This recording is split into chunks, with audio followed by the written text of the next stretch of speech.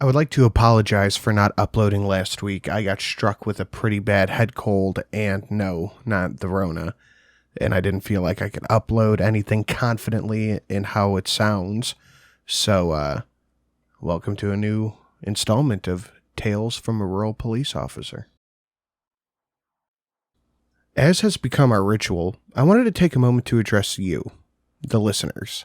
I wanted to thank you for entertaining an old man, and for all of the love, kindness, and encouragement you've given me. Telling my tales has helped me in a few ways, and more than you could possibly know.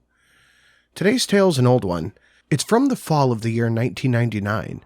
My little town was severely bitch-smacked by the crazy-ass doomsday preppers, all screaming about the fucking Y2K virus. For those who can't remember, or who weren't born yet, the Y2K or Millennium Bug was a much-feared computer virus. Some folks fully believed that at the strike of midnight, December 31st, 1999, all the computers would error out and crash with the changing of the date.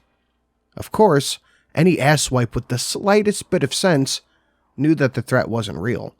I had an old IBM computer that I used to organize my home files. I caught rumor of the supposed bug and changed my time and date to see what the computer would do. Guess what it did? Started at January 1st, 2000. Just like every other computer in the world. So, I did my best to tell others that I had proof of the bug being a non-issue. Nobody listened. I was, however, able to prove it to the mayor and the entire courthouse that the bug was not a problem. However, the hardcore preppers, well, they were convinced otherwise. They just knew that the world was going to end at the stroke of midnight. They had all kinds of crazy ideas on how things would crumble to dust. They withdrew cash that they had in the banks and hid it everywhere. Some bought cases of MREs, water, medical survival, antibiotics, and all that shit. They built these amazing bunkers underground and had plans to survive the upcoming digital holocaust. Dispatch received a call Monday morning. Apparently a prepper and his family had left their homestead to gather more supplies and to have a day out, celebrating the life that they had before the bug would erase everything. When they got home, they got to work putting away their newly acquired gear and rations. That was when the mother noticed that the front door of the house, as well as the secret bunker, and the hidden door in the front room, has been forced open, and were all now ajar. The father remained there and sent the wife and the kids to the nearest neighbors to call us. When I arrived, the father, who we will call Terry, was pacing back and forth in the front of the house. He was holding a shotgun and a pistol on his hip. I talked to him for a minute and he told me they hadn't gone in the bunker yet. He was waiting for me, and that he still heard a crash or a thump every now and then.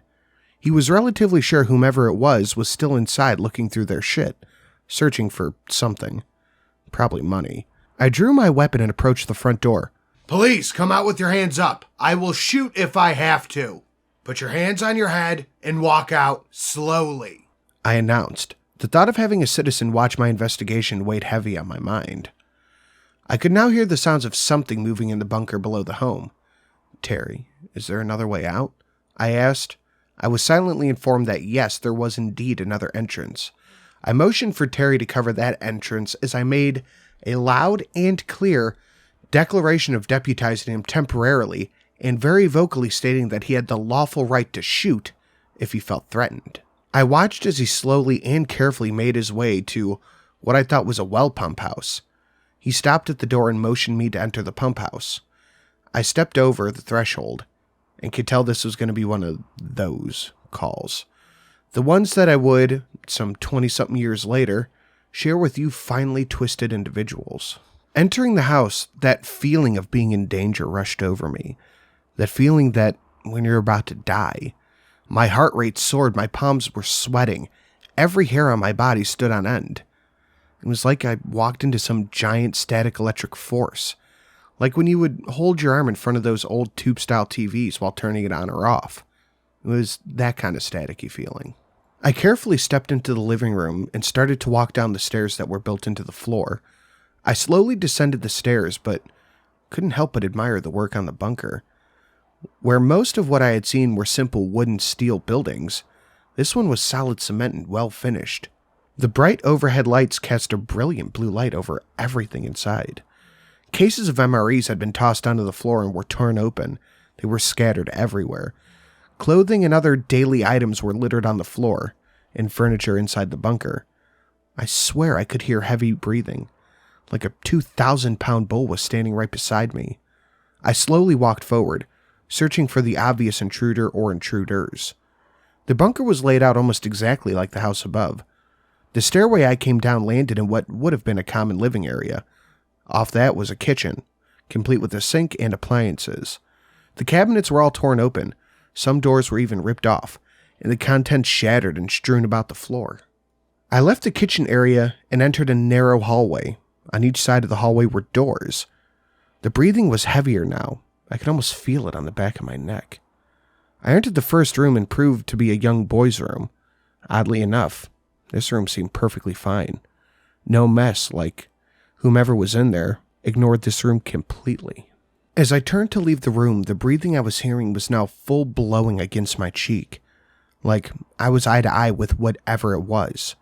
I tried to walk out of the room and was thrown across the hall, landing hard against the wall. I never saw what threw me. Not then. I struggled to my feet just in time to get tackled to the ground again. This time, I screamed and punched at the invisible mass or whatever was on top of me. I made solid contact with it. I either hurt it or pissed it off, because it roared in my ear. I thought for a moment that it ruptured my eardrums, the fucker. I managed to fumble around with my gun until I was pointing center at the invisible mass. I fired 3 shots directly into the being, and I felt it jerk violently each time. Hot blue-colored fluid rushed into view as it left the body of whatever was on top of me. I was now covered in this thing's blood. It thrashed around violently as it beat the ever-living fuck out of me. I squirmed out from underneath the thing as I scrambled to my feet. I stood there, looking at the growing stain on the floor. It must have been 4 gallons of this blue fluid now on the floor, as I kicked the invisible thing for good measure. I heard a door open, and heard someone run towards me. I turned around with my weapon raised, just in time to see Terry, staggering and running towards me. He had been pretty badly beaten. He was bloody and swollen. His left eye was shut and his bottom lip was busted open. He looked the way I felt. What the hell happened, Terry? He told me about his encounter with a similar invisible beast, how it jumped in from behind and he managed to blow a chunk of it off with the shotgun, before it ran off, leaving a trail of blue-colored liquid. I turned back to the growing stain on the floor. As it grew, the outline of the figure became visible. It was about 8 feet tall and 3.5 feet wide. Its skin was a mixture of pale green and gray. It was absolutely hairless, but it did have 8 spikes sticking out of its back. They were laying down, flaccid. It didn't have a neck. It went straight from shoulder to head. Terry and I approached the massive being and rolled it over onto its back. Its face was split vertically, with 24 protruding sharp teeth. It had 4 eyes, 2 large and 2 small, with the large one on top, small directly underneath that. I used the barrel of my handgun to poke at the massive mouth. When the barrel touched the teeth, they would twitch and poke back at the metal, the same way a person's fingers twitch after their death. I asked Terry what the fuck he had that these things could be after. They most likely didn't come for cash. The smell of cat piss and feces was growing with the stain, so Terry and I left the bunker to inspect the house. The house appeared to match the condition of the bunker, with personal belongings and shit laying everywhere. The overwhelming smell of ammonia and feces was even more powerful up here. Terry said something about it following a statement, with something about the reason being he couldn't let the kids have a cat. He couldn't handle the smell. The 2 of us decided it was best to leave out the bit of these things being invisible while they were alive. We decided it would be better that way. I radioed the coroner and told him to bring help. The bastard was upset that he was in the middle of a golf game, and I told him to leave now, not after his game. I knew Terry was hiding something, and just had no clue what it could be. Those things were not there for a fun day at the beach. They were obviously looking for something. I never officially closed the case, and about 6 months after that, I was called to the address yet again. This time, the oldest boy came home and found his entire family dead. They had been eviscerated. He had been with his friends and his friends' parents, so we didn't even have a suspect. This was around the time that an official Government branch opened up an office in the next county over. Something about paranomalies. Weird dude, but good at what he did. I wonder whatever happened to those guys.